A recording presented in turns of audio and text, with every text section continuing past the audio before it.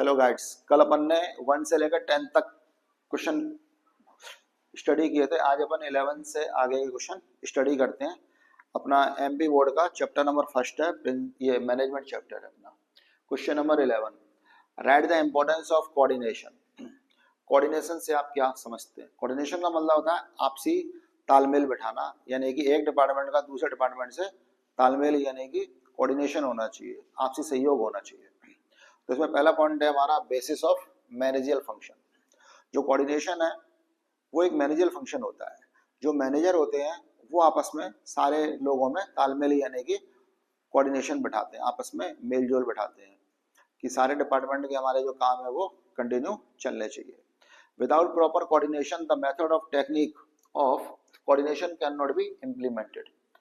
अगर आपस में सारे डिपार्टमेंटों का एडजस्टमेंट नहीं होगा एक दूसरे से, तो हमारा जो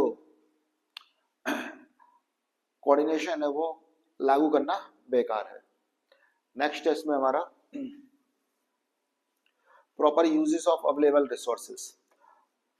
हमारे पास जो रिसोर्सेस होते हैं माल बनाने के, मैन, मशीन, मटेरियल और मनी, इनका हम सही तरह से तभी यूज कर सकते हैं जब आपस में सारे डिपार्टमेंटों का कोऑर्डिनेशन होगा। अगर सारे डिपार्टमेंट मिलजुल के काम करेंगे तो इससे हमारी जो मनी है, जो हमारा पैसा है वो भी बचेगा, जो हमारा टाइम है वो भी बचेगा। And material which help in maximum utilisation of available resources.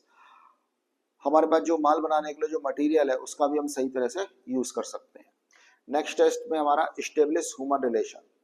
Coordination जहाँ पर अच्छा होता है, आपस में जितने भी हमारे एम्प्लॉयज हैं उनके जो संबंध है वो काफी मजबूत होते हैं, काफी अच्छे रिलेशन होते हैं, विच help in achieving the object of the enterprises.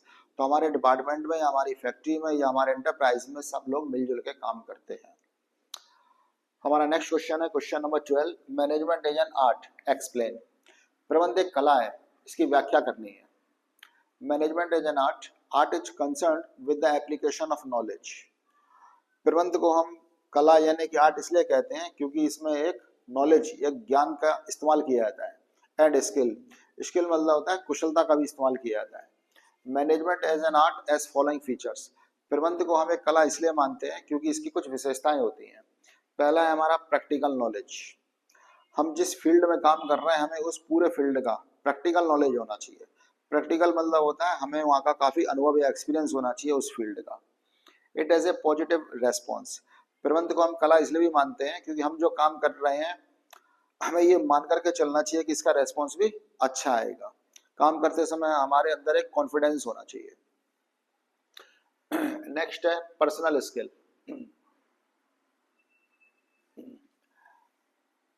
जो मैनेजमेंट है उसको हम आर्ट इसलिए भी मानते हैं क्योंकि प्रबंध हर एक के आदमी की बस की बात नहीं है, ये पर्सनल स्किल भी होती है, ये एक पर्सनैलिटी वाला काम होता है। नेक्स्ट है हमारा डेवलपमेंट थ्रू प्रैक्टिस। जब एक आदमी एक ही पोस्ट पर या एक ही जगह पर कई साल तक काम करता है तो धीरे धीरे उसके अंदर एक विकास, एक निखार आ जाता है। तो जब हम एक ही काम को बार बार करते हैं, प्रैक्टिस होती है हमारी, तो डेवलपमेंट हो जाता है। नेक्स्ट है क्रिएटिविटी। क्रिएटिविटी का मतलब ये होता है प्रबंध एक कला भी है। जो प्रबंधक होते हैं, जो बड़ी बड़ी फैक्ट्री के मैनेजर वगैरह होते हैं, वो एक ही पोस्ट पर कई जगह कई साल तक काम करते हैं तो उनके अंदर एक एक्सपीरियंस हो जाता है। इससे उनके अंदर एक क्रिएटिविटी, एक निखार आता है काम करते करते। It has a result oriented approach. जो प्रबंध है उसको हम कला इसलिए भी कह सकते हैं क्योंकि प्रबंधक यानी कि मैनेजर वगैरह ही काम पर फोकस करवाते हैं और हमारा जो गोल है उसको हम अचीव करने की कोशिश करते हैं, हमारा जो रिजल्ट है उसको हम अचीव करने की कोशिश करते हैं। हमारा next question number 13, management is an science, explain. प्रबंध एक विज्ञान है, इसकी व्याख्या कीजिए। Universally applicable principle. प्रबंध को हम विज्ञान इसलिए मानते हैं क्योंकि प्रबंध के जो नियम है, जो सिद्धांत है, वो हर जगह लागू होते हैं। Management as a science has fundamental theories. प्रबंध की अपनी ही एक थ्योरी होती है एंड कॉन्सेप्ट होते हैं। प्रिंसिपल ऑफ स्पेशलाइजेशन। काम को करने से पहले काम को बांट देना चाहिए। प्रिंसिपल ऑफ स्पेशलाइजेशन का मतलब होता है जो आदमी जिस चीज में एक्सपर्ट होता है हमें उस आदमी को वाला काम देना चाहिए। Are accepted everywhere. प्रबंध के जो काम है वो हर जगह इस्तेमाल या फिर स्वीकार किए जाते हैं। नेक्स्ट साइंटिफिक इन्वेस्टिगेशन, प्रबंध को हम विज्ञान यानी कि हम मैनेजमेंट को साइंस इसलिए भी मानते हैं क्योंकि एक साइंटिफिक खोजबीन भी है। Scientific investigation management principle are developed after careful analysis as they can be applied to achieve the desired result। प्रबंध के सिद्धांत हम जहाँ पर भी लागू करते हैं वहाँ पर हम जो रिजल्ट चाहते हैं वो रिजल्ट हमें बड़े आराम से प्राप्त हो जाता है, क्योंकि हम काम को करने से पहले ही उसका साइंटिफिक यानी कि वैज्ञानिक छानबीन जांच पड़ताल कर लेते हैं, हम उसकी डीपली एनालिसिस मतलब स्टडी कर लेते हैं।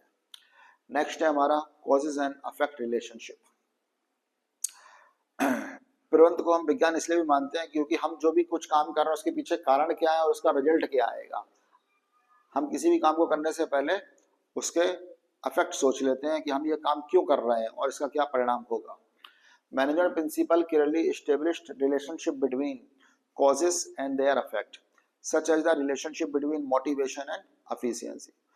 तो हम किसी भी काम को करने से पहले उसके कारण सोचते हैं कि हम ये काम क्यों करेंगे और इसका रिजल्ट क्या आएगा। उसी हिसाब से हम अपने जो एम्प्लॉयज वगैरह उनको मोटिवेट करेंगे।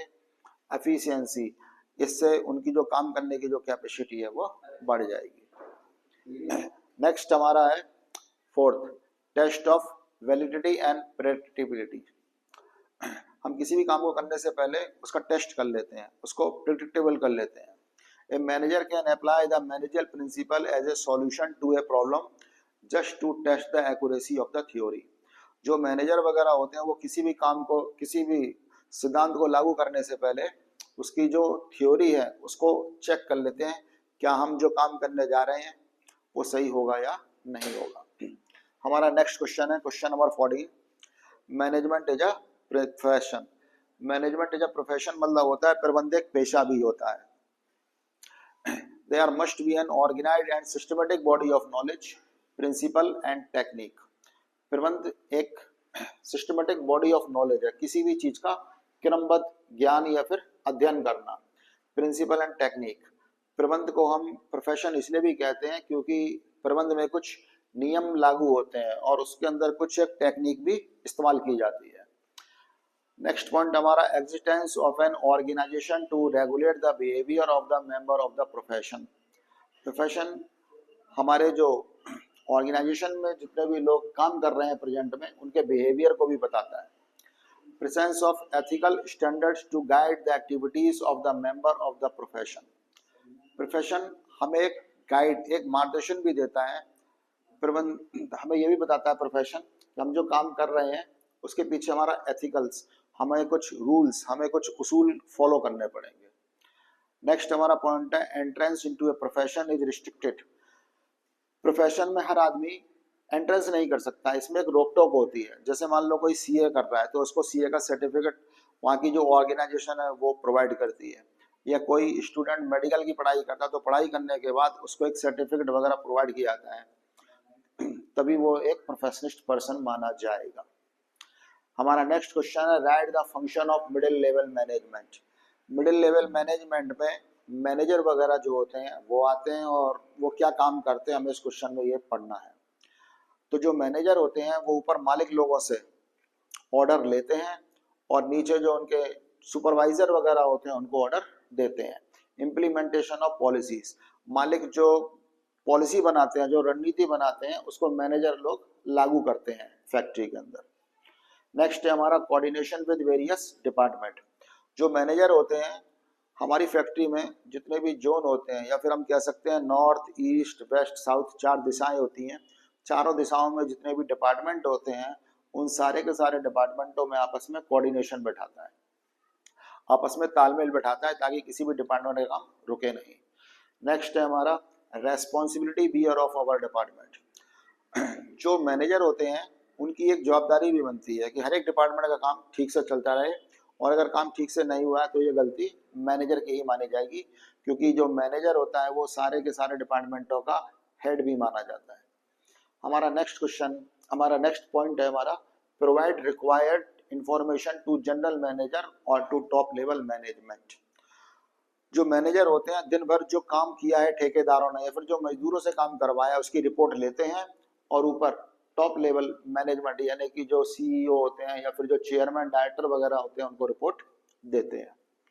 आज का हमारा लास्ट क्वेश्चन है, question number 16। What are the function of lower level management.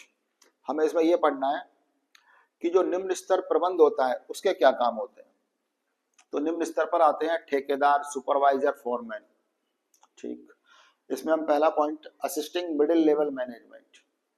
जो ठेकेदार होते हैं वो अपने से ऊपर जो मिडिल लेवल होता है, जो मैनेजर वगैरह होते हैं, उनकी काफी मदद करते हैं। ये मैनेजरों से ऑर्डर लेते हैं और नीचे मजदूरों को ऑर्डर देते हैं। Creating work environment. जो ठेकेदार वगैरह होते हैं वो एक माहौल, एक एनवायरनमेंट को क्रिएट करते हैं जहाँ पर कि मजदूर वगैरह सब लोग काम कर सकें। फैक्ट्री के अंदर ज़्यादा गर्मी नहीं होनी चाहिए। फैक्ट्री के अंदर हमारे पास कम से कम एडजस्टेड फैन वगैरह हो, जिससे सारे का सारा गर्म धुआं या फिर गैस वगैरह बाहर निकल सके। नेक्स्ट है हमारा preparing day to day plan. जो सुपरवाइजर ठेकेदार होते हैं वो डेली का रूटीन प्लान भी तैयार करते हैं कि आज क्या काम होना है पूरे दिन भर में, उसकी पूरी डिटेल पहले से ही ठेकेदार तैयार कर लेते हैं, सुपरवाइजर तैयार कर लेते हैं। नेक्स्ट है हमारा सिक्योरिटी ऑफ द लेबर्स।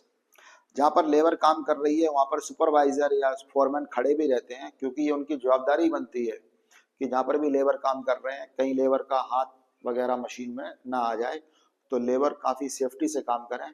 ये एक रेस्पॉन्सिबिलिटी भी हमारे सुपरवाइजर की ही होती है। और हमारा नेक्स्ट पॉइंट है give the instruction of labours. जो हमारे सुपरवाइजर वगैरह होते हैं वो लेबरों को आदेश भी देते हैं क्या काम करना है, आज दिन भर में क्या कैसे काम करना है, उनको गाइडेंस भी करते हैं। तो ये सारे का सारा काम हमारा लोअर लेवल मैनेजमेंट भी करता है। तो आज हमने अपना पहला चैप्टर मैनेजमेंट क्लियर कर लिया है। आज हमारा टॉपिक पूरा हो गया। ओके, आज का क्लास ओवर।